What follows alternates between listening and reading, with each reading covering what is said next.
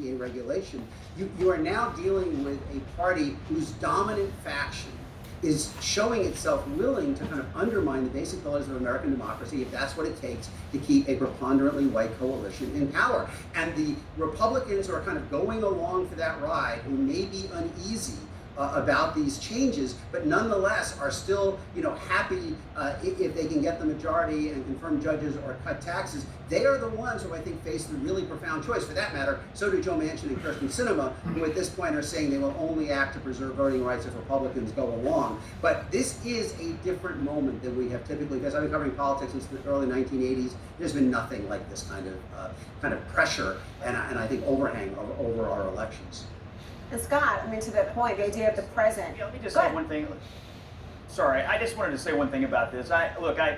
There's a couple of issues out there that sort of, I think, fly in the face of Ron's argument, which I understand. He's got polling, and there's other polling, too, and other actual election data that I think rebuts it. Number one, Donald Trump, who was said to be anti-immigrant, anti-minority, and now people paint the party that way, as Ron just did better among African Americans, especially African American males, and Hispanics, than any Republican presidential candidate in recent history. And number two, on this election reform stuff, poll after poll after poll shows African American voters say they're perfectly fine with the idea of voter ID and election security. So I understand the talking points, I understand the arguments, but there's actual data, both election data and polling data, that sort of refutes it. And so as the Republican analyst here and somebody who votes Republican, I don't believe I am in a party that is trying to do anything other than to have secure elections and who wants to compete for the votes of everyone, no matter what color they are or where they live. I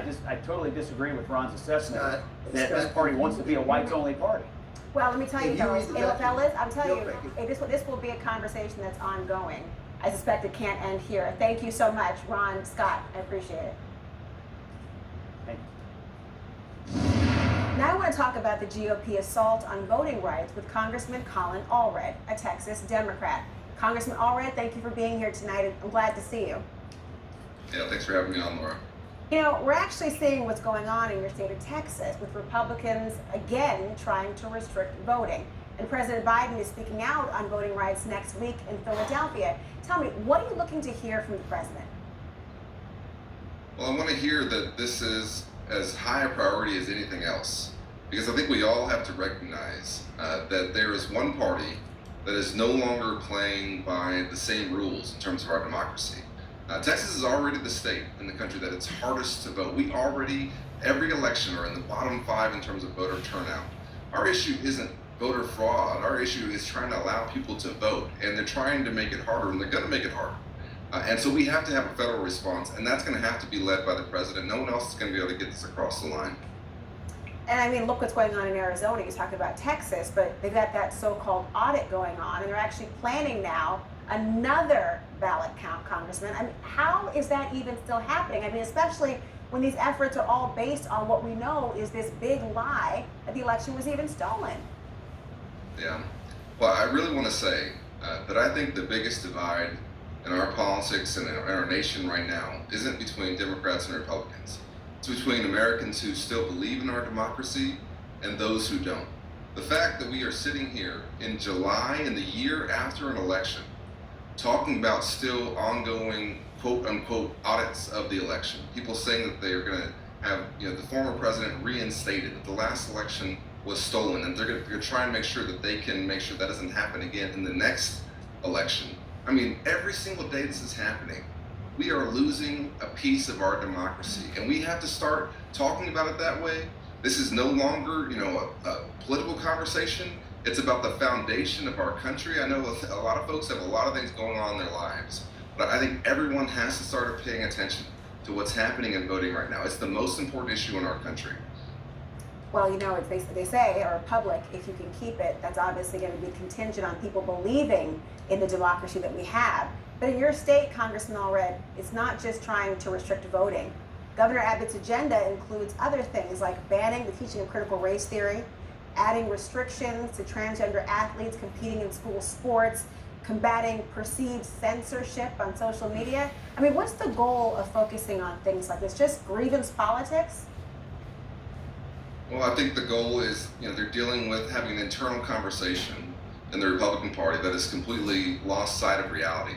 What I think Texans want is to have an electrical grid that doesn't shut down for a week when we have a pretty mild winter storm and threw us back into the dark ages that had Texans cutting up their fence posts to try and stay warm and dying of carbon monoxide poisoning because they're trying to run generators inside their homes. They want us to fix the grid. Just a few weeks ago here in Texas, we were told to turn up our thermostats because we might have rolling brownouts on a pretty, not too hot day for us in June in the state of Texas. So that's what we should be focused on.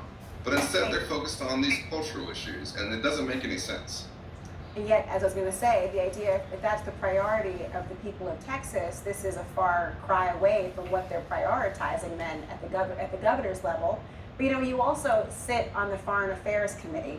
And I want to ask you about President Biden delivering a new warning to Russian President Vladimir Putin, telling him to take action against hackers. And just listen to what he told reporters.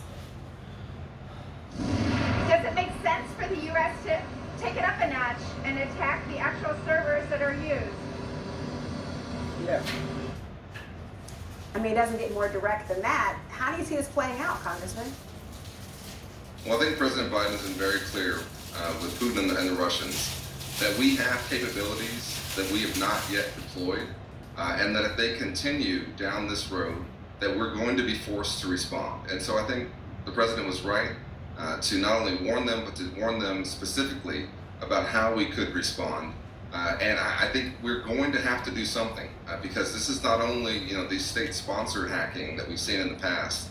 This is now these dark groups that are affiliated with the state to give them some kind of element of separation from them.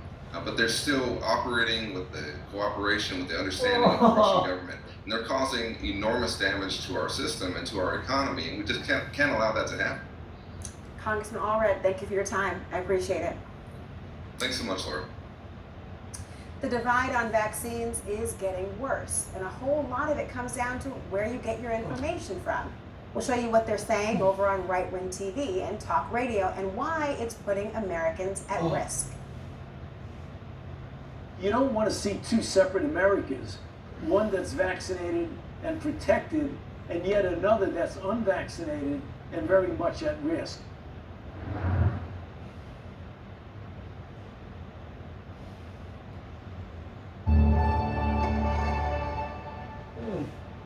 The technology that we've had at our fingertips for many years can make a very significant shift in how we engage with the workplace. And I think that is going to be the lasting legacy of this pandemic, that worker flexibility and the choices that they have and employers' comfort level at making those choices available to them is going to be the new normal. I do believe that most employers and employees in the end want to have a level of interaction with their colleagues so that they can drive the business forward. It's just going to look a little bit different. But we don't believe that there's a tidal wave of remote working coming on a permanent basis. It's a reaction to a health crisis, an economic crisis that eventually will find its way somewhere in the middle again.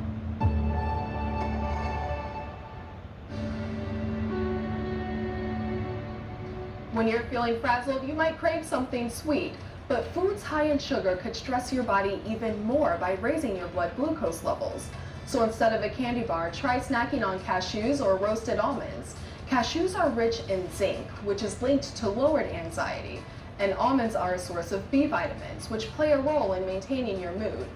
If stress leaves you feeling tired, pass on coffee, soda, and energy drinks. Caffeine can actually increase levels of the stress hormone cortisol. So consider a calming caffeine-free herbal tea, like chamomile, passion flower, or mint. One study found tea could help lower cortisol levels. But your best defense against stress eating may not be at mealtime, but bedtime. Some studies suggest getting enough sleep makes you less likely to make unhealthy food choices when you're stressed out.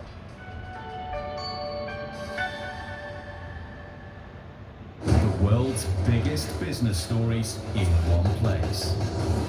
Expert analysis from every corner of the globe. Marketplace Africa, all new Marketplace Asia and Europe.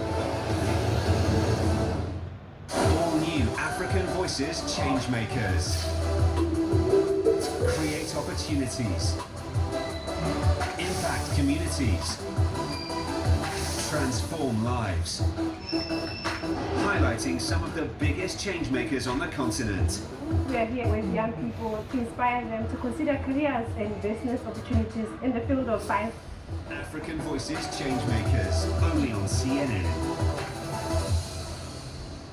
To understand Italy, you need to look at the food. The first thing that strikes you about Milan is its dynamism. No wonder espresso was invented here. Up here in the north, forget about pasta and pizza. This is the land of rice and polenta. Cheers. And olive oil plays second fiddle to butter. I love butter. Jesus. I hate to say it, but we need more butter. Stanley Tucci, Searching for Italy, Sunday on CNN. Tech for health. Immersive experiences can